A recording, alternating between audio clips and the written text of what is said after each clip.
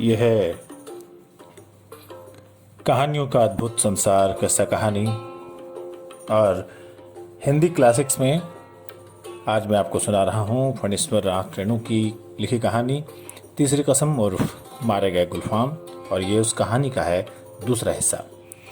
इसे पिछले एपिसोड में आप तक सुन चुके हैं कि बांस और चोरी का सामान ढोकर फंस चुके हीरामन ने 2 कस्में खाई हैं अपनी ज़िंदगी में कि वो कभी भी बांस नहीं ढोएगा और चोरी का सामान नहीं ढोएगा।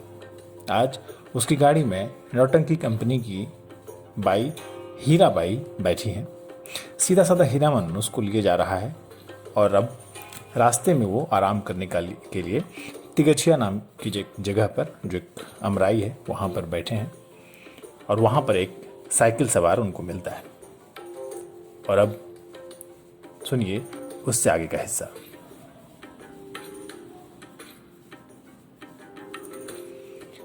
साइकिल वाला दुबला पतला नौजवान मिनमिना कर कुछ बोला और बीड़ी सुलगा कर उठ खड़ा हुआ। हीरामन दुनिया भर की निगाह से बचाकर रखना चाहता है हीराबाई को। उसने चारों ओर नजर दौड़ाकर देख लिया, कहीं कोई गाड़ी या घोड़ा नहीं है। कजरी नदी की दुबली पतली धारा तेगछिया के पास आकर पूरब की ओर मुड़ गई है। हीराबाई पानी में बैठी हुई भैंसों और उनकी पीठ पर बैठे हुए बगुलों को देखती रही। हीरामन बोला, जाइए घाट पर मुंह हाथ धुआइए। हीराबाई गाड़ी से नीचे उतरी। हीरामन का कलेजा धड़क उठा। नहीं नहीं, पांव सीधे हैं, टेढ़े नहीं हैं। लेकिन ये तलवा इतना लाल क्यों है? हीराबाई घाट की ओर चली गई, गांव की बहू बेटी की तरह सिर नीचा करके धीरे धीरे। कौन कहेगा कि कंपनी की औरत है? औरत नहीं, लड़की, शायद कुमारी ही है। हीरामन टिकटी पर टिकी गाड़ी पर बैठ गया। उसने टप्पर में झांक कर देखा। एक बार इधर उधर देखकर हीराबाई के तकिए पर हाथ रख दिया, फिर तकिए पर केहूनी डालकर झुक गया। झुकता चला गया। खुशबू उसकी देह में समा गई। तकिए के गिलाफ पर कढ़े फूलों को उंगलियों से छूकर उसने सूंघा। हाय रे हाय, इतनी सुगंध। हीरामन को लगा एक साथ 5 चिलम गांजा फूंक कर वो उठा है। हीराबाई के छोटे आईने में उसने अपना मुंह देखा। आंखें उसकी इतनी लाल क्यों हैं? हीराबाई लौट कर आई तो उसने हंसकर कहा, अब आप गाड़ी पर पहरा दीजिए, मैं आता हूं तुरंत। हीरामन ने अपने सफरी झोली से सहेजी हुई गंजी निकाली, गमछा झाड़ कर कंधे पर लिया, हाथ में लटकी बाल्टी लटका कर चला। उसके बैलों ने बारी बारी से हुक हुक करके कुछ कहा। हीरामन ने जाते जाते उलट कर कहा, हाँ हाँ, प्यास सभी को लगी है, लौट कर आता हूं तो घास दूंगा, बदमाशी मत करो। बैलों ने कान हिलाए। नहा धोकर कब लौटा हीरामन, हीराबाई को नहीं मालूम। कजरी की धारा को देखते देखते उसकी आंखों में रात की उचटी हुई नींद लौट आई थी। हीरामन पास के गांव से जलपान के लिए दही चूड़ा चीनी ले आया है। उठिए, नींद तोड़िए, 2 मुट्ठी जलपान कर लीजिए। हीराबाई आंख खोलकर अचरज में पड़ गई। एक हाथ में मिट्टी के नए बर्तन में दही, केले के पत्ते, दूसरे हाथ में बाल्टी भर पानी, आंखों में आत्मीयतापूर्ण अनुरोध। इतनी चीजें कहां से ले आए? अरे इस गांव का दही बहुत नामी है, चाह तो फारबिसगंज जाकर ही पाइएगा। हीरामन की देह की गुदगुदी मिट गई। हीराबाई ने कहा, तुम भी पत्तल बिछाओ। क्यों, तुम नहीं खाओगे तो समेटकर अपनी झोली में रख लो, मैं भी नहीं खाऊंगी। इस हीरामन लजा कर बोला, अच्छी बात, आप खा लीजिए पहले पीछे क्या, तुम भी बैठो। हीरामन का जी जुड़ा गया। हीराबाई ने अपने हाथ से उसका पत्थल बिछा दिया, पानी छींट दिया, चूड़ा निकाल दिया। इस धन है धन। हीरामन ने देखा भगवती मैया भोग लगा रही हैं, लाल होठों पर गोरस का परस। पहाड़ी तोते को दूध भात खाते देखा है कभी? दिन ढल गया। टप्पर में सोई हीराबाई और जमीन पर दरी बिछाकर सोए हीरामन की नींद एक साथ ही खुली। मेले की ओर जाने वाली गाड़ियां तेगछिया के पास रुकी हैं। बच्चे कचर पचर कर रहे हैं। हीरामन हड़बड़ा कर उठा, टप्पर के अंदर झांक कर इशारे से कहा, दिन ढल गया। गाड़ी में बैलों को जोतते समय उसने गाड़ीवानों के सवालों का कोई जवाब नहीं दिया। गाड़ी हाँकते हुए बोला, सिरपुर बाजार के अस्पताल की डॉक्टरनी है, रोगी देखने जा रही हैं, पास ही कुड़मा गांव। हीराबाई छत्तापुर पचीरा का नाम भूल गई। गाड़ी जब कुछ दूर आगे बढ़ गई तो उसने हंसकर पूछा, पत्तापुर छपीरा? हंसते हंसते पेट में बल पड़ गई हीरामन के। पत्तापुर छपीरा वो लोग छत्तापुर पचीरा के ही गाड़ी मानते, उनसे कैसे कहता हीराबाई मुस्कुराती हुई गांव की ओर देखने लगी। सड़क तेगछिया गांव के बीच से निकलती है। गांव के बच्चों ने पर्दे वाली गाड़ी देखी और तालियां बजा बजा कर रटी हुई पंक्तियां दोहराने लगे। लाली लाली डोलिया में लाली रे दुल्हनिया, पियारी पियारी प्यारी प्यारी रे दुल्हनिया। हीरामन हंसा, दुल्हनिया? लाली लाली डोलिया? दुल्हनिया पान खाती है, दुल्हा की पगड़ी में मुंह पूछती है। ओ दुल्हनिया, तेगछिया गांव के बच्चों को याद रखना, लौटती बेर गुड़ का लड्डू लेती आइयो, लाख बरिस तेरा दुल्हा जिए। कितने दिनों का हौसला पूरा हुआ है हीरामन का। ऐसे कितने सपने देखे हैं उसने। वो अपनी दुल्हन को लेकर लौट रहा है। हर गांव के बच्चे तालियां बजाकर गा रहे हैं। हर आंगन से झांक कर देख रही हैं औरतें। मर्द पूछते हैं, कहाँ की गाड़ी है, कहाँ जाएगी? उसकी दुल्हन डोली का पर्दा थोड़ा सरका कर देखती है। और भी कितने सपने। गांव से बाहर निकलकर उसने कनखियों से टप्पर के अंदर देखा। हीराबाई कुछ सोच रही है। हीरामन भी किसी सोच में पड़ गया। थोड़ी देर बाद वो गुनगुनाने लगा, सजन रे झूठ मत बोलो, खुदा के पास जाना है, न हाथी है न घोड़ा है, वहाँ पैदल ही जाना है, सजन रे झूठ मत बोलो। हीराबाई ने पूछा, क्यों मीता, तुम्हारी अपनी बोली में कोई गीत नहीं है क्या? हीरामन अब बेखटक हीराबाई की आंखों में आंखें डालकर बात करता है। कंपनी की औरत भी ऐसी होती है। सर्कस कंपनी की मालकिन मेम थी, लेकिन हीराबाई गांव की बोली में गीत सुनना चाहती है। वो खुलकर मुस्कुराए, आप गांव की बोली समझिएगा। हीराबाई ने गर्दन हिलाई। कान के झुमके हिल गए। हीरामन कुछ देर तक बैलों को हाँकता रहा चुपचाप। फिर बोला, गीत जरूर ही सुनिएगा, नहीं मानिएगा? इतना शौक गांव का गीत सुनने का है आपको? तब लीक छोड़नी होगी। चालू रास्ते में कैसे गीत गा सकता है कोई? हीरामन ने बाएं बैल की रस्सी खींचकर दाहिनी को लीक से बाहर किया और बोला, हरिपुर होकर नहीं जाएंगे जब। चालू लीक को काटते देखकर हीरामन की गाड़ी के पीछे वाले गाड़ीवान ने चिल्लाकर पूछा, काहे हो गाड़ीवान, लीक छोड़कर बेलीक कहां उधर?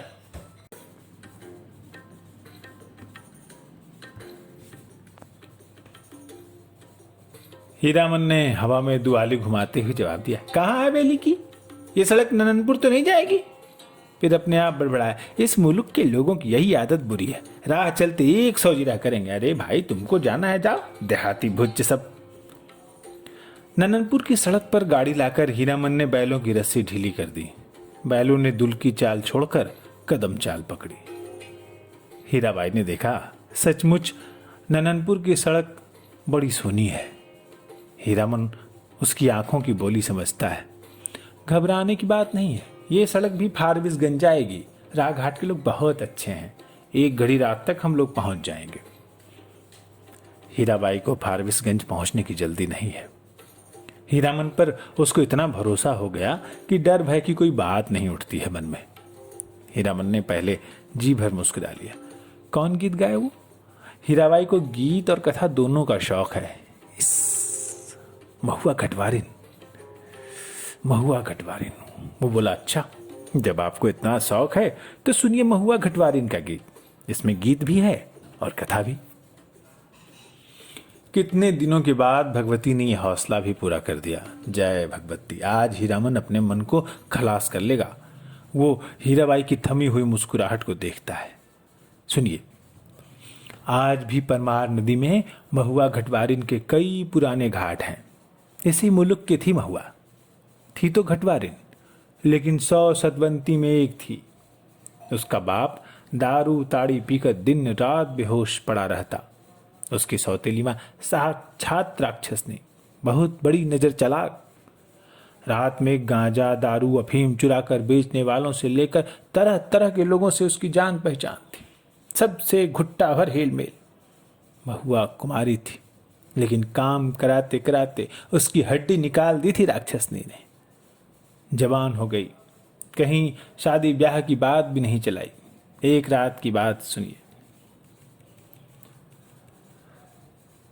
ओ माँ, सावन भादों की उमड़ी हुई नदी, भयावनी रात, बिजली कड़कती है। मैं बारीक वारी नन्ही बच्ची, मेरा कलेजा धड़कता है। अकेली कैसे जाऊं घाट पार, सो भी परदेसी राही बटोही के पैर में तेल लगाने के लिए। सौतेली माँ ने अपनी बज्जर की वाड़ी बंद कर ली। आसमान में मेघ हड़बड़ा उठे और हरहरा कर वर्षा होने लगी। महुआ रोने लगी अपनी माँ को याद करके। आज उसकी माँ रहती तो ऐसे दुर्दिन में कलेजे सटा कर रखती अपनी महुआ बेटी को। गे मैया, इसी दिन के लिए, यही दिखाने के लिए तुमने कोख में रखा था। महुआ अपनी माँ पर गुस्साई, क्यों वो अकेले मर गई, जी भर कोसती हुई बोली। हीरामन ने लक्ष्य किया। हीरा भाई तकिए पर केहूनी गड़ाकर गीत में मगन एकटक उसकी ओर देख रही है। खोई हुई सूरत कैसी भोली लगती है। हीरामन ने थोड़ा गाया और फिर दम लेते हुए पूछा, भाखा भी समझती हैं कुछ या खाली गीत ही सुनती हैं? हीरा बोली, समझती हूँ।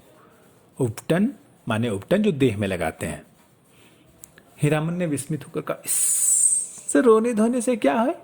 सौदागर ने पूरा दाम चुका दिया था महुआ का। बाल पकड़कर घसीटता हुआ नाव पर चढ़ा और माझी को हुक्म दिया, नाव खोलो, पाल बांधो।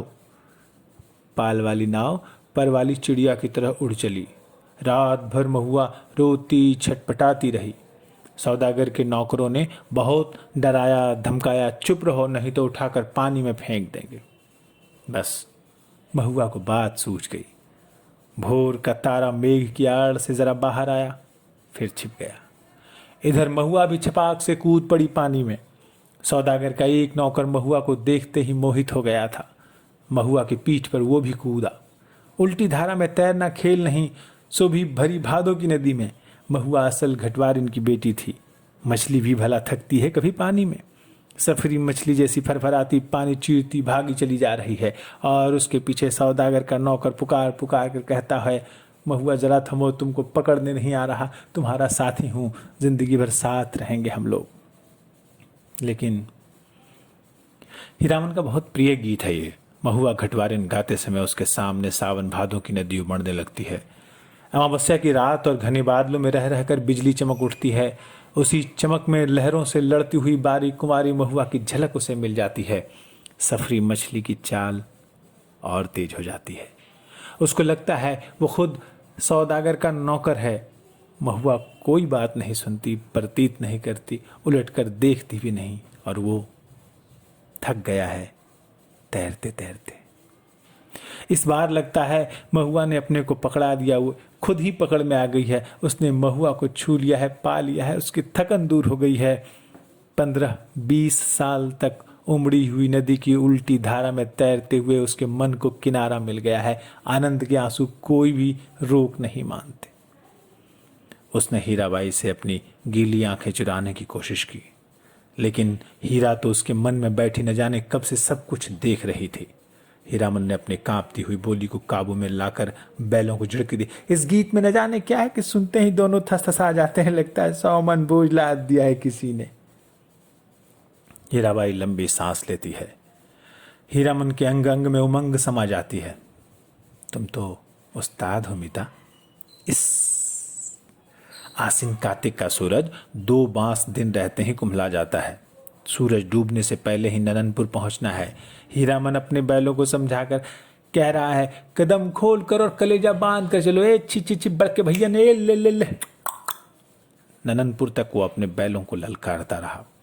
हर ललकार के पहले वो अपने बैलों को बीती हुई बातों की याद दिलाता। याद नहीं चौधरी की बेटी की बारात में कितनी गाड़ियां थी, सबको कैसे मात किया था।